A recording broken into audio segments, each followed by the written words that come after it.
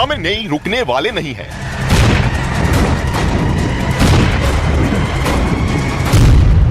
Netanyahu छोड़ने वाले नहीं हैं।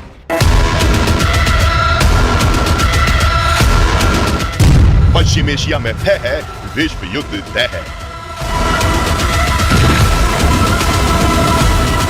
इजराइल ने कह दिया है कि वो ईरान के हमलों का जवाब देगा और बहुत ही करारा जवाब देगा। ऐसे में अब सवाल उठता है कि ईरान के इतने बड़े हमले के बाद इजराइल का हमला कैसा होगा और किस तरह से इजराइल ईरान को ज्यादा से ज्यादा नुकसान पहुंचा सकता है।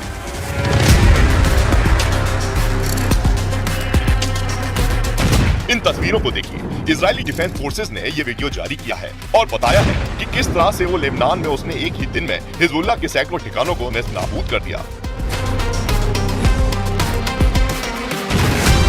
हिजबुल्लाह ने अंडरग्राउंड ठिकाने बनाए थे, लेकिन वे वहां भी नहीं बचे। इजराइल डिफेंस फोर्सेस ने वहां भी घुसकर सब कुछ तबाह कर डाला।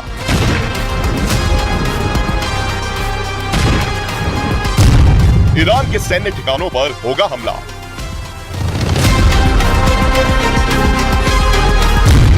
ईरान के तेल ठिकानों पर होगा हमला। ईरान के परमाणु ठिकानों पर होगा हमला।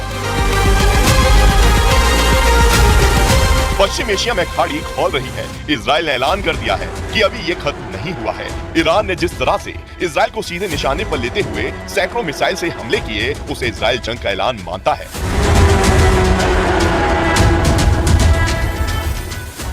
यही वजह है कि इजराइल की सरकार में एक के बाद एक बैठकों का दौर जारी है। लगातार इस पर बात हो रही है कि ईरान को किस तरह से जवाब दिया जाए, क्योंकि इजराइल चुप तो नहीं बैठ सकता। उसे ईरान से हुए इतने बड़े हमले का जवाब देना है। बस यही तय नहीं हुआ है कि ये जवाब कैसा होगा, कब इस पर एक्शन लिया जाएगा।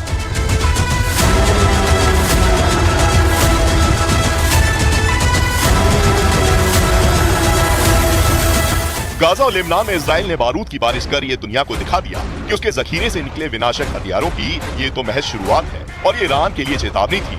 लेकिन जो ईरान अब तक कथित तौर पर आतंकी संगठनों के पीछे से इजराइल से प्रॉक्सी वॉर लड़ रहा था, अब उसने जाहिर कर दिया है कि वो इजराइल से सीधा पंगा लेने के लिए तैयार है। यही वजह है कि मंगलवार की रात बैलिस्टिक मिसाइलों की इजराइल पर बारिश कर दी और बाद में धमकी भी दे डाली कि अगर गुस्ताखी की तो पश्चिम एशिया के नक्शे से इजराइल का नामो निशान मिटा देगा।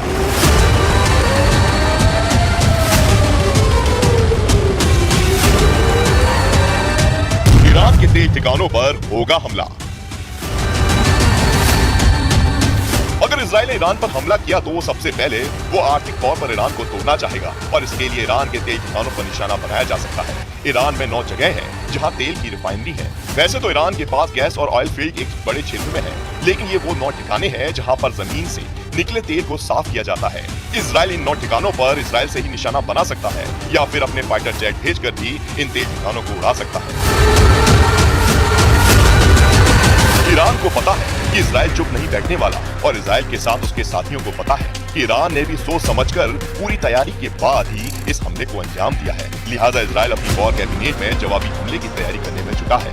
तो अमेरिका और ब्रिटेन भी इजराइल का साथ देने की बात कह चुकी है और ईरान किसी भी जवाबी हमले की सूरत में फुल स्केल वॉर छेड़ने के लिए तैयार बैठा है। ईरान के परमाणु ठिकानों पर होगा हमला। अगर इजराइल ने ईरान पर हमला किया और हमले का मकसद ज्यादा से ज्यादा नुकसान पहुंचाना हुआ तो इजराइल किन टारगेट को चुनेगा, मैप से समझिए। ईरान के 5 परमाणु ठिकाने निशाने पर आ सकते हैं। पूरे ईरान में फैले तमाम न्यूक्लियर फैसिलिटीज में से 5 सबसे बड़े और सबसे अहम हैं: नतांज, अराक, फोर्डो, नतांज, इस्फहान और बुशहर। ये वो ठिकाने हैं जिसमें से कुछ पर तो ड्रोन हमले भी हो चुके हैं और इसके लिए ईरान इजराइल को जिम्मेदार ठहराता रहा है। इजराइल के भीतर सबसे बड़ा डर है कि ईरान का परमाणु हथियार से संपन्न हो। इजराइल दावा कर चुका है कि ईरान के पास 5 से ज्यादा एटम बम है और वो हमेशा से उसके न्यूक्लियर प्रोग्राम को डिरेल करने की कोशिश करता रहा है। ऐसे में अगर इजराइल ईरान को ज्यादा से ज्यादा नुकसान पहुंचाने के मकसद से हमले को प्लान करता है तो ईरान के परमाणु ठिकाने उसके टारगेट पर हो सकते हैं। ईरान ने इजराइल के एयरबेस को निशाना बनाया तो एयरबेस पर हमला किया और एयरबेस के साथ साथ वहां तैनात F-35 और F-15 लड़ाकू विमानों को भी तबाह कर दिया। ईरान के सैन्य ठिकानों पर होगा हमला। ऐसे में इजराइल भी ईरान के एयरबेस और एयरफील्ड को निशाना बना सकता है। और ईरान में कई ऐसे अहम एयरबेस हैं जो इजराइल के निशाने पर हो सकते हैं। 1 दर्जन से ज्यादा ऐसे ठिकाने हैं जहां पर ईरान की सेना तैनात है। इजराइल इन पर मिसाइल से या फिर लड़ाकू विमान से अटैक कर सकता है। ये वो ठिकाने हैं जहां से ईरान इजराइल पर अटैक को प्लान कर सकता है और हमलों को अंजाम दे सकता है। ईरान ने भी पहले ही इजराइल को धमकी दी है, अगर जवाबी हमला हुआ तो ईरान बहुत ही जबरदस्त हमले को अंजाम देगा और अगर जंग बढ़ी तो अमेरिका की मजबूरी होगी कि वो जंग में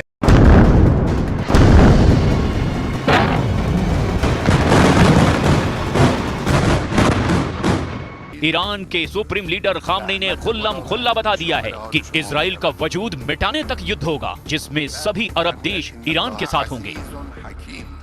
दुश्मन मिल्लत ईरान همون دشمن ملت فلسطین است، همون دشمن ملت لبنان است، همون دشمن ملت عراق است، دشمن ملت مصر است، دشمن ملت سوریه است، دشمن ملت یمن است. دشمن یکی است. شیوه های دشمن در کشورهای مختلف است.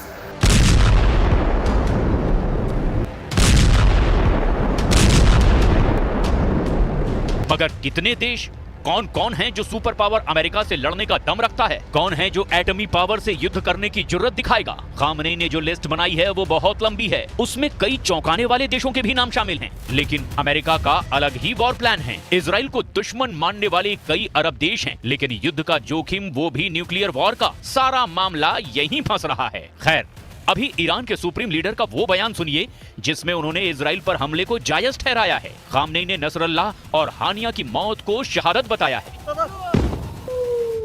साल गुज़श्ते همین ایام تقریبا انجام گرفت یک حرکت درست منطقی قانونی بین المللی بود و حق با فلسطینی ها بود.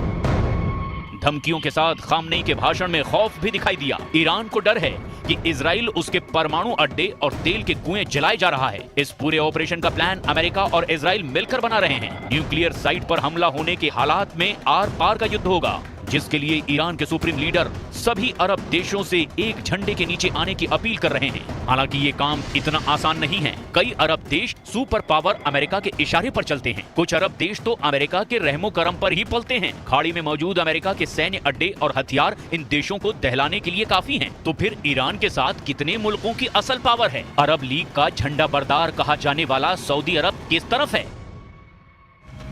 सऊदी अरब और ईरान की कट्टर दुश्मनी है। खाड़ी मुल्कों में सऊदी अरब अमेरिका का सबसे बड़ा सहयोगी है। सऊदी अरब इजराइल का विरोध तो करता है, लेकिन युद्ध में अमेरिका के खिलाफ सऊदी अरब का उतरना लगभग नामुमकिन है। इसी तरह की उलझन संयुक्त अरब अमीरात और कुवैत, कतर और ओमान जैसे देशों की भी है, जो फिलिस्तीन और लेबनान के हिमायती तो हैं, लेकिन अमेरिका से दुश्मनी मोल नहीं ले सकते। तो आखिर बचा कौन जो ईरान के साथ युद्ध में आ सकता है? अरब लीग में 22 देश गिने जाते हैं, जिनमें से कई सोमालिया, सूडान और जिबूती जैसे हैं, जिनके खुद के घर जल रहे हैं। ऐसे ही खामनेई के बुलावे पर अफगानिस्तान और यमन जैसे तबाह हो चुके मुल्क लड़ाई में शामिल होंगे, कहना मुश्किल है। इजराइल के खिलाफ ईरान के धर्म युद्ध में पूरी दुनिया के मुस्लिम बहुल देश कूदने जा रहे हैं। फिलहाल जिन देशों ने खुल करके इजराइल का विरोध किया है वो उंगलियों पर गिने जा सकते हैं। इजराइल से युद्ध के लिए सबसे ज्यादा फड़फड़ाता तुर्की दिखाई दे रहा है। राष्ट्रपति एर्दोआन ने इजराइल को बर्बाद करने की धमकी भी दे रखी है। तुर्की के पास युद्ध का पासा पलटने का दम भी है। तुर्की नेटो फोर्सेस का सदस्य है, जिसके इनकर्लिक एयरबेस पर अमेरिका के 50 एटम बम तैनात हैं। तुर्की में रखे एटम बम को B-61 न्यूक्लियर वॉरहेड कहा जाता है। अमेरिका ने तुर्की में रखे एटम बम को अपग्रेड भी कर दिया है। तुर्की अमेरिका से मिले F-16 जेट से इन एटम बमों का इस्तेमाल करने की ताकत रखता है। हालांकि यूक्रेन और रूस युद्ध की टेंशन के बाद से अमेरिका ने तुर्की को हथियारों की सप्लाई ठप कर दी है। तुर्की को F-35 जेट और मिसाइल की डिलीवरी रोकने का फैसला अब इजराइल के हक में जा सकता है। तुर्की के अलावा इजराइल विरोधी मिस्र है, जो फिलहाल युद्ध की बजाय शांति की राह पर दिख रहा है।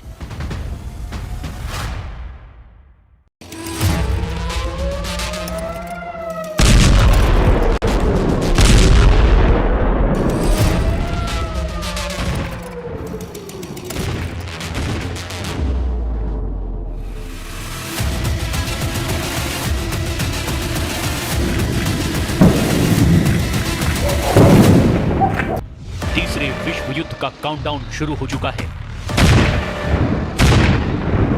दुनिया के देशों को थर्ड वर्ल्ड वॉर की आहट सुनाई देने लगी है। ऐसा इसीलिए क्योंकि ईरान ने अपनी ताकत दिखाने के लिए ऐसे देश को चुना है जो बदला लेने के लिए कुख्यात है, जिसका मारा पानी तक नहीं मांगता। और वॉर एक्सपर्ट कहते हैं कि एक बार फिर इजराइल वही करेगा जिसके लिए वो मशहूर है, यानी खुद पर हुए हमले का बदला।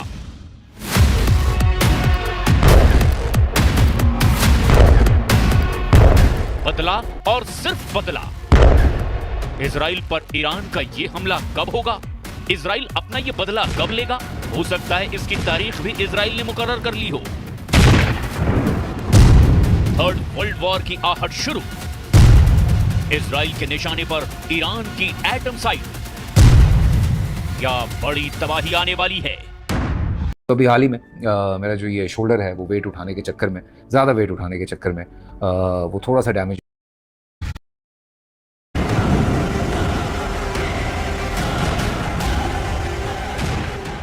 ईरान और इजराइल के बीच हर गुजरते दिन के साथ साथ अब हालात खराब होते जा रहे हैं। करीब 200 मिसाइलों से इजराइल पर हमला करके ईरान ये बता चुका है कि वो क्या कर सकता है, लेकिन इजराइल ने अपने पत्ते अभी नहीं खोले हैं, यानी इजराइल का बदला अभी बाकी है।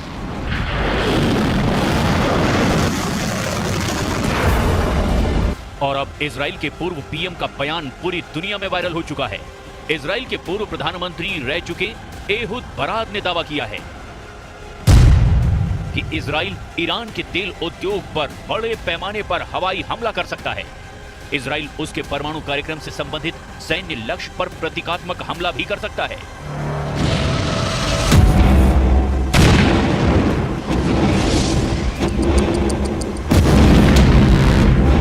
तो क्या ईरान के परमाणु ठिकानों पर अपनी मिसाइलों का टारगेट नेतन्याहू ने लॉक कर दिया है?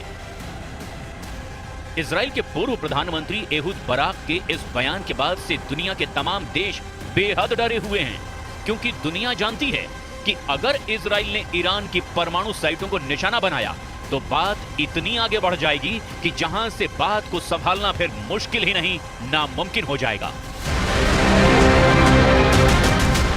और इसका सीधा सा मतलब होता है तीसरा विश्व युद्ध, जिसके बाद कितने लोग मारे जाएंगे इसके बारे में कोई भी अंदाजा तक नहीं लगा सकता। एहुद बराक ने विदेशी मीडिया द गार्जियन को एक इंटरव्यू दिया है। इसी इंटरव्यू में इजराइल के पूर्व प्रधानमंत्री का गुस्सा जुबान पर आ गया। एहुद बराक ने यह भी कहा कि इजराइल के लिए प्रतिक्रिया देना बेहद जरूरी है। मुझे लगता है कि धरती पर कोई भी संप्रभु राष्ट्र प्रतिक्रिया देने में विफल नहीं हो सकता। ये एक बहुत बड़ा हमला हो सकता है और इसे एक से ज्यादा बार दोहराया जा सकता है।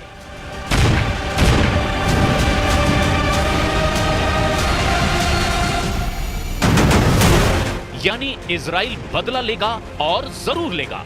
इजराइल पर हुए ईरानी हमले के बाद अमेरिका भी इस बात को बखूबी जानता है कि पूरा इजराइल बेहद गुस्से में है और ऐसा हो ही नहीं सकता कि इजराइल खुद पर हुए हमले का बदला ना ले। और इसीलिए बाइडेन भी ईरान इजराइल के बीच तनाव पर सोच समझकर ही बोल रहे हैं। ईरान इजराइल के बीच तनाव को लेकर G7 देशों ने एक आपात बैठक भी बुलाई थी। इसी दौरान अमेरिकी राष्ट्रपति जो बाइडेन ने कहा कि वो इजराइल के साथ हैं, लेकिन अगर इजराइल ईरान के न्यूक्लियर साइट्स पर हमला करता है तो अमेरिका इसमें उसका साथ नहीं देगा। अब अमेरिका के राष्ट्रपति जो बाइडेन से पूछा गया कि क्या इजराइल ईरानी तेल के अड्डों पर हमला करेगा, तो सुनिए बाइडेन ने क्या कहा। Would you support Israel striking Iran's oil facilities, sir? We're discussing that. I think that would be a little anyway. लेकिन नेतन्याहू अड़े हैं कि ईरान को इस हमले की कीमत चुकानी ही होगी। אני מבקש לשלוח תנחומים מעומק ליבי למשפחות גיבורינו שנפלו היום בלבנון. השם ייקום דמם, יהי זכרם ברוך. אנחנו בעיצומה של מלחמה קשה נגד ציר הרשע של איראן שמבקש להשמיד אותנו. זה לא יקרה, כי נעמוד יחד, ובעזרת השם ננצח יחד. נחזיר את חטופינו בדרום, נחזיר את תושבינו בצפון, נבטיח את נצח ישראל. एक्सपर्ट्स के मुताबिक अब तक एक बात तो साफ हो चुकी है कि इजराइल बदला लेगा और जरूर लेगा। लेकिन अभी वो लेबनान में हिजबुल्लाह के साथ उलझा हुआ है, इसीलिए इजराइल के काउंटर अटैक में देरी हो रही है। अब इजराइल के उन परमाणु अड्डों को देख लीजिए जिनका टारगेट इजराइल लॉक कर चुका है। हिजबुल्लाह व क़ाइदुहु शहीद अल-बतल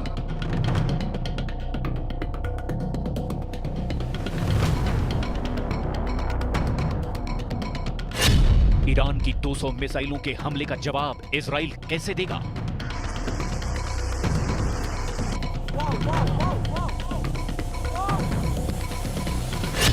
ईरान खौफ में है कि इजराइल उसके परमाणु ठिकानों को ना उड़ा दे।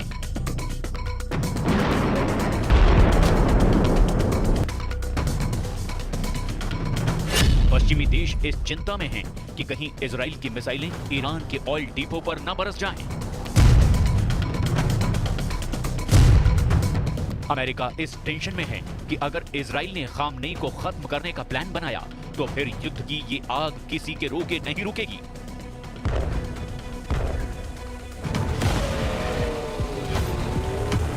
अरब में छिड़े महायुद्ध को लेकर पूरी दुनिया इस वक्त टेंशन में है। हर देश की टेंशन की अलग अलग वजह है, लेकिन इस बीच ईरान की एक न्यूज़पेपर की हेडलाइन ने इस टेंशन को और ज्यादा बढ़ा दिया है। ईरान के मशहूर न्यूज़पेपर तेहरान टाइम्स की ये हेडलाइंस देखिए, ईरान्स हैंड्स ऑन ट्रिगर, यानी ईरान का हाथ ट्रिगर पर है। क्या ये महज एक आर्टिकल की हेडलाइन है? क्या ये इजराइल को खुली धमकी है? क्या ये इजराइल को सरेआम चुनौती है? क्या ये हेडलाइंस इजराइल को हमले के लिए उकसाने की कोशिश है?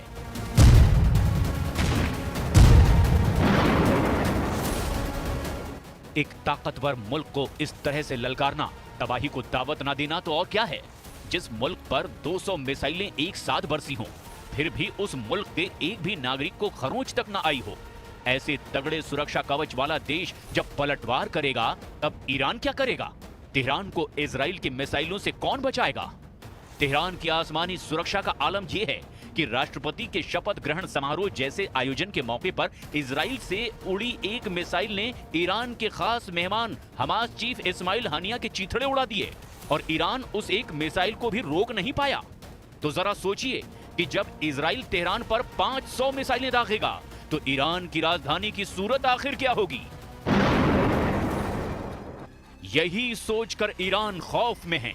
ईरान को जो सबसे बड़ा डर सता रहा है वो है उसके परमाणु ठिकाने का।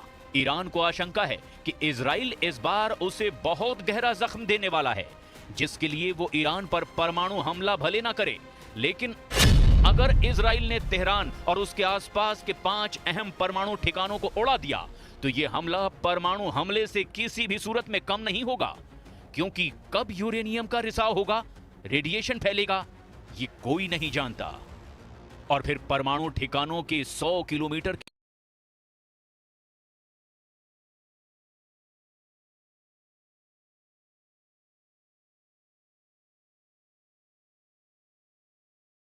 के दायरे में रेडिएशन से हजारों लाखों की मौत हो जाएगी।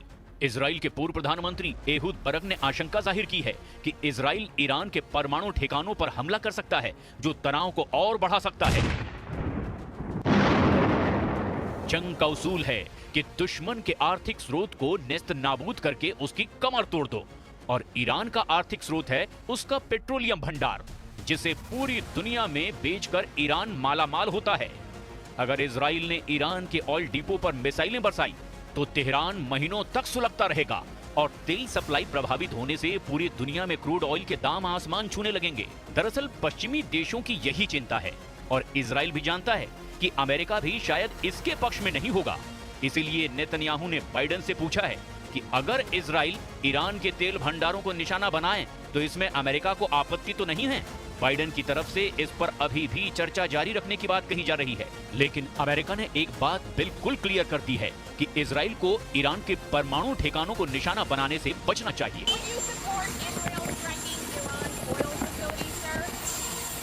Would you support Israel striking Iran's oil facilities, sir? We're in discussion with that. I think that would be a little anyway. पूरी दुनिया मानकर चल रही है कि इजराइल ने ईरान पर हमले का पूरा रोड मैप तैयार कर लिया है। हालांकि इजराइल कह रहा है कि अभी तक उसने ईरान पर कैसे हमला करना है इसकी योजना नहीं बनाई है। लेकिन इजराइल की ये बात अमेरिका के गले नहीं उतर रही, क्योंकि सबसे करीबी सहयोगी होने के बाद भी ऐसे कई मौके आए जब इजराइल ने अपनी मिलिट्री ऑपरेशन को लेकर के अमेरिका को भी अंधेरे में रखा।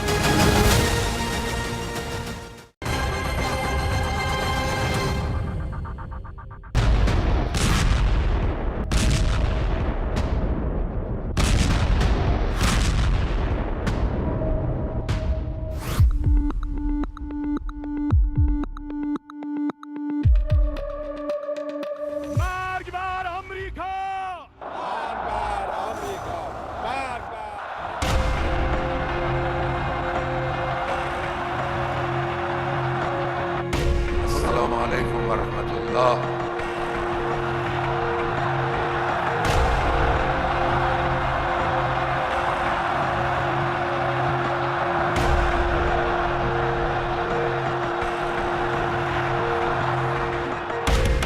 مزرعه او رو ویران کرده، زندگی او رو تباه کرده، بیسته. क्या इजराइल बनाम अरब वर्ल्ड युद्ध शुरू हो चुका है?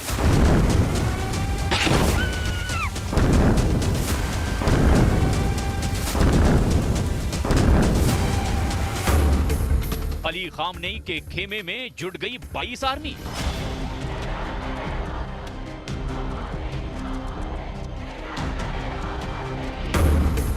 अब अमेरिका तक पहुंचेगी युद्ध की चिंगारी।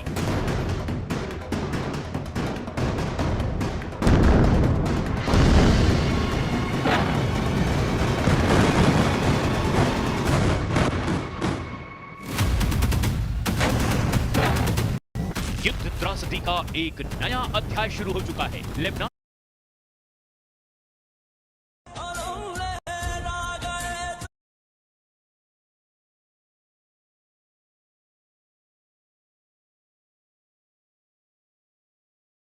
में जो बारूद बरस रहा है, जैसी बर्बादी गाजा में दिख रही है, जितनी तबाही अब तक हुई वो सिर्फ ट्रेलर है, क्योंकि अब महायुद्ध में महाशक्तियों का आना तय हो चुका है। ईरान के सुप्रीम लीडर ने ऐसे युद्ध को भड़का दिया है जिसका अंत क्या हो सकता है, इसकी कोई भी कल्पना नहीं कर सकता।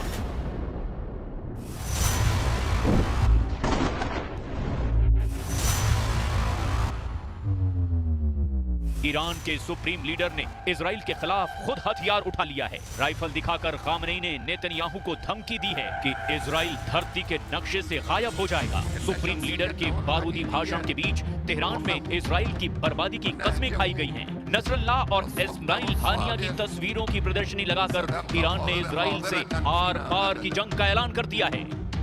در اساس هیچ قانون بین المللی حق ندارد به ملت لبنان، به حزب الله لبنان اعتراض کنه که چرا شما از غزه، از قیام مردم فلسطین حمایت کردید. وظیفه اونهاست، باید میکردن. این دیگه هم حکم اسلامی است، هم قانون عقلی است، هم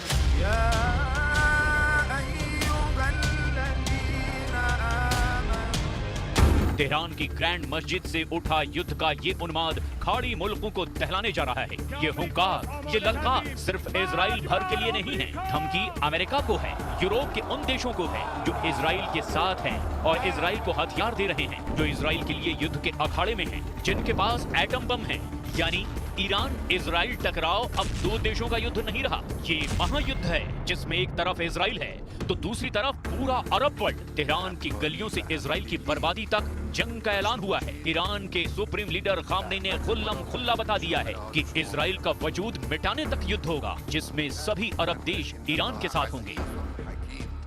دشمن ملت ایران همون دشمن ملت فلسطین است، همون دشمن ملت لبنان است، همون دشمن ملت عراق است، دشمن ملت مصر است، دشمن ملت سوریه است، دشمن ملت یمن است.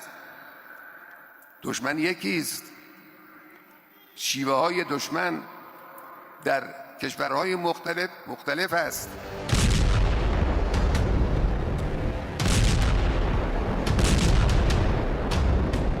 मगर कितने देश कौन कौन है जो सुपर पावर अमेरिका से लड़ने का दम रखता है, कौन है जो एटमी पावर से युद्ध करने की जुर्रत दिखाएगा। खामनेई ने जो लिस्ट बनाई है वो बहुत लंबी है, उसमें कई चौंकाने वाले देशों के भी नाम शामिल हैं। लेकिन अमेरिका का अलग ही वॉर प्लान है। इजराइल को दुश्मन मानने वाले कई अरब देश हैं, लेकिन युद्ध का जोखिम, वो भी न्यूक्लियर वॉर का, सारा मामला यहीं फंस रहा है। खैर, अभी ईरान के सुप्रीम लीडर का वो बयान सुनिए जिसमें उन्होंने इजराइल पर हमले को जायज ठहराया है। खामनेई ने नसरल्लाह और हानिया की मौत को शहादत बताया है। سال گذشته همین ایام تقریبا انجام گرفت یک حرکت درست منطقی قانونی بین المللی بود و حق با فلسطینی ها بود.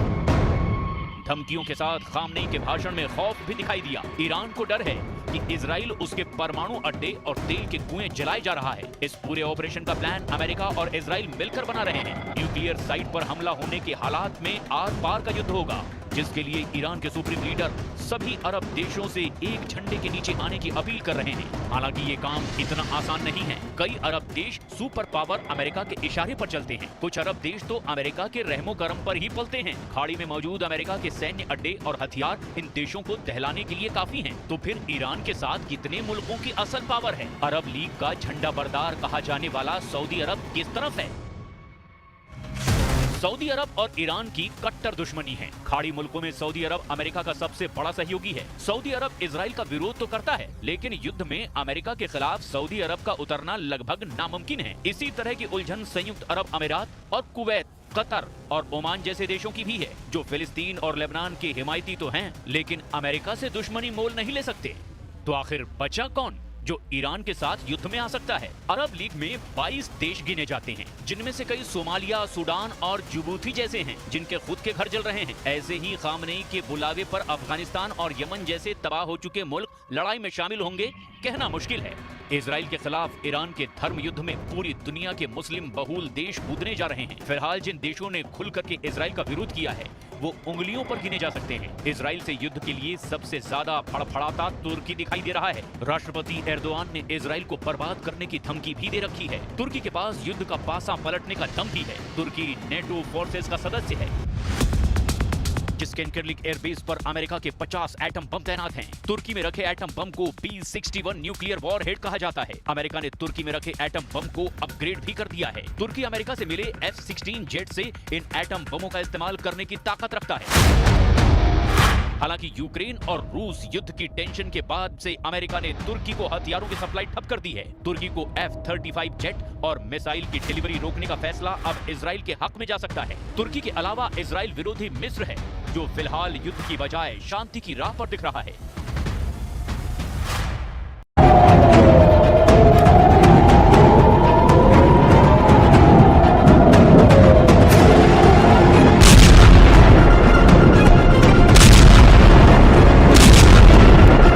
خاک او رو تصرف کرده، خانه او رو اشغال کرده.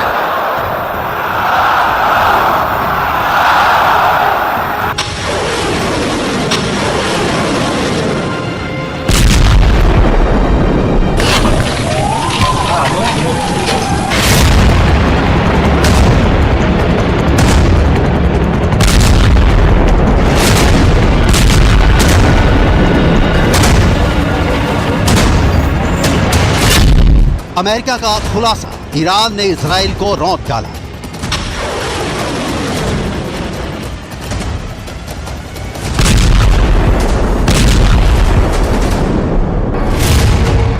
अक्टूबर 2024 3 मंगलवार को पूरी दुनिया ने देखा कि ईरान ने लंबी दूरी की घातक बैलिस्टिक मिसाइलों से कैसे दक्षिणी और मध्य इजराइल में मौजूद इजराइल के सैन्य ठिकानों को रौंद डाला।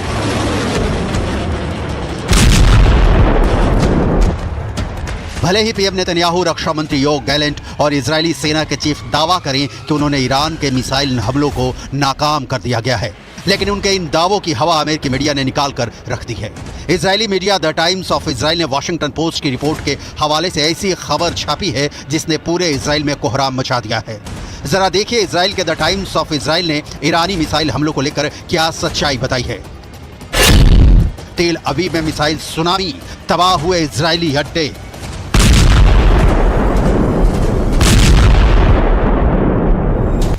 द टाइम्स ऑफ इजराइल में दावा किया गया है कि वाशिंगटन पोस्ट ने रिपोर्ट छापी है कि 1 अक्टूबर को ईरान ने इजराइल पर लगभग 200 बैलिस्टिक मिसाइलों से हमला किया, जिसमें 2 दर्जन से ज्यादा मिसाइलों ने इजराइल के एयर डिफेंस सिस्टम को पूरी तरह से भेद दिया। रिपोर्ट में दावा किया गया है कि ईरान की लगभग 25 मिसाइलों ने इजराइल के 3 सैन्य ठिकानों और मोसाद के हेडक्वार्टर को निशाना बनाया है।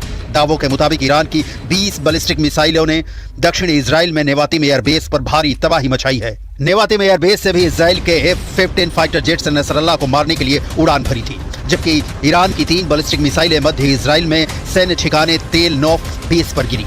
वहीं कम से कम 2 बैलिस्टिक मिसाइलें गिलौत में इजराइल के मोसाद के हेडक्वार्टर के पास गिरी हैं।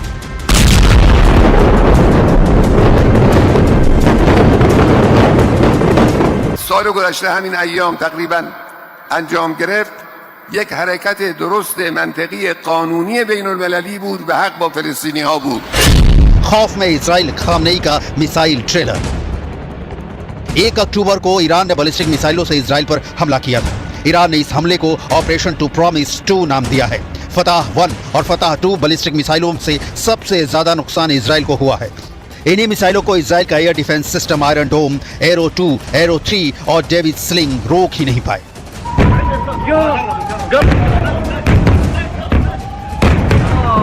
ईरान के सुप्रीम लीडर अली खामनेई भी 4 अक्टूबर को दावा कर चुके हैं कि ईरान का मिसाइल हमला शानदार रहा है। लगभग 5 साल बाद हजारों ईरानियों के बीच में खामनेई ने ऐलान किया कि ये तो अभी इजराइल ने ईरान का मिसाइल ट्रेलर देखा है। अगर जरूरत पड़ी तो ईरान इजराइल के वजूद को मिटाने के लिए बहुत बड़ा मिसाइल हमला कर सकता है। हम आपको दिखाते हैं कि ईरान को अपनी मिसाइल ताकत पर इतना जबरदस्त भरोसा कैसे है कि वो अमेरिका, इजराइल, पश्चिमी और यूरोपीय देशों को एक साथ धमका रहा है। जरा ये वीडियो देखिए। ये वो ईरानी मिसाइलें हैं जिनके दम पर इजराइल पर हमला किया गया है। वीडियो में आप साफ देख सकते हैं कि अली खामनेई ने 10 महीने पहले ही ईरान की एक मिसाइल की पूरी जानकारी अपने टॉप कमांडो और जनरलों से लेना शुरू कर दी थी। खामनेई को अंदाजा लग गया था कि गाजा युद्ध पहले लेबनान तक पहुंचेगा और उसके बाद उसकी आग ईरान तक पहुंचेगी। वीडियो में साफ देखा जा सकता है कि खामनेई ईरान की घातक मिसाइलों को देखकर काफी जोश में दिख रहे हैं। क्रूज, बैलिस्टिक और हाइपरसोनिक मिसाइलों को खामनेई एक के बाद एक देखते जा रहे हैं। वीडियो लगभग 10 महीने पहले का है। इस वीडियो में खामनेई को ईरानी सेना के चीफ और टॉप कमांडर ईरान की मिसाइलों के अलावा आत्मघाती ड्रोन के बारे में बता रहे हैं। खामनेई ने 10 महीने पहले ही अंदाजा लगा लिया था कि उन्हें इजराइल जैसे दुश्मनों पर बहुत बड़े पैमाने पर मिसाइल हमले करने पड़ सकते हैं और अब ईरान इन्हीं मिसाइलों से इजराइल पर भीषण हमले कर रहा है।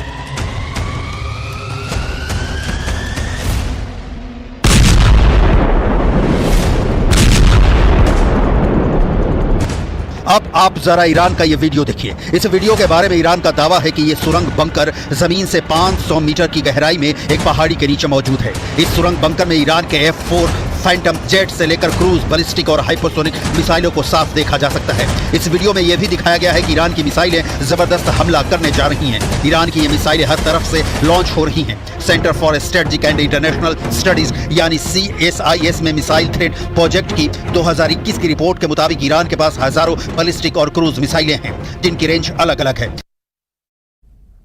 ईरान के मिसाइल हमले के बाद इजराइल में हुए नुकसान के बाद ईरान, लेबनान, इराक में जश्न जारी है। इजराइल भी मान चुका है कि बड़े बैलिस्टिक मिसाइल हमले में उसे नुकसान हुआ है। अब इजराइल मिसाइल हमलों का बदला लेने की बात कह रहा है।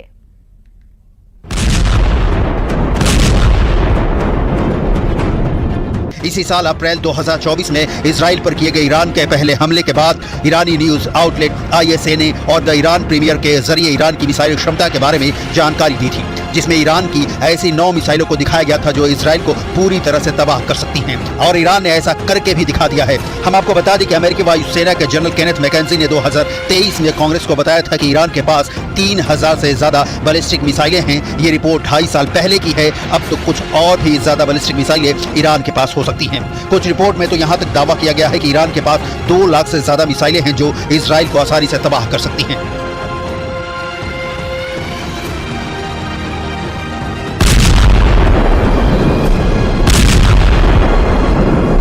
מדינת ישראל. איראן תקפה מרחבים אזרחיים וסיכנה חיי אזרחים רבים. הודות להתנהגות אזרחית נכונה ולהגנה מאוד איכותית, הנזק קטן יחסית. אנחנו נגיב. אנחנו יודעים לאתר מטרות חשובות, אנחנו יודעים גם לפגוע בצורה מדויקת ועוצמתית.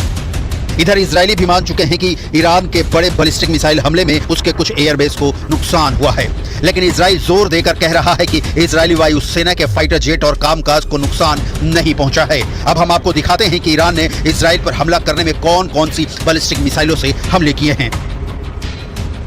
ईरान ने इजराइल के नेवातिम एयरबेस, जेरिम एयरबेस और तेल नौफ एयरबेस पर बैलिस्टिक मिसाइलों से हमला किया है। ईरानी दावों के मुताबिक उसकी कम से कम 90% बैलिस्टिक मिसाइलों ने इजरायली अड्डे को निशाना बनाया है। मोसाद हेडक्वार्टर तक ईरानी मिसाइलों ने हमला किया है। इस बार ईरान ने हाइपरसोनिक फतह 2 मिसाइलों से हमला करके इजराइल को चौंका दिया है। ईरान के हाइपरसोनिक फतह मिसाइल की अधिकतम स्पीड 16,000 किलोमीटर प्रति घंटे होती है। ये मिसाइल हाइपरसोनिक गति से उड़ान भरती है। फतह मिसाइल साउंड की चाल से 5 गुना तेज रफ्तार से उड़ान भरती है। ईरान ने इजराइल पर पहले हमला करने के बाद इमाद और गदर मिसाइल का इस्तेमाल किया। इजराइल पर हमला करने के लिए 5 तरह की बैलिस्टिक और हाइपरसोनिक मिसाइल का इस्तेमाल किया गया। ईरान ने इजराइल को निशाना बनाकर बैलिस्टिक मिसाइल शहाब 3, शहाब 4, इमाद, गदर, खैबर शेकन और खुरम शहर मिसाइलों का इस्तेमाल किया। इसके अलावा हाइपरसोनिक मिसाइल फतह 1 और फतह 2 का भी इस्तेमाल हुआ है।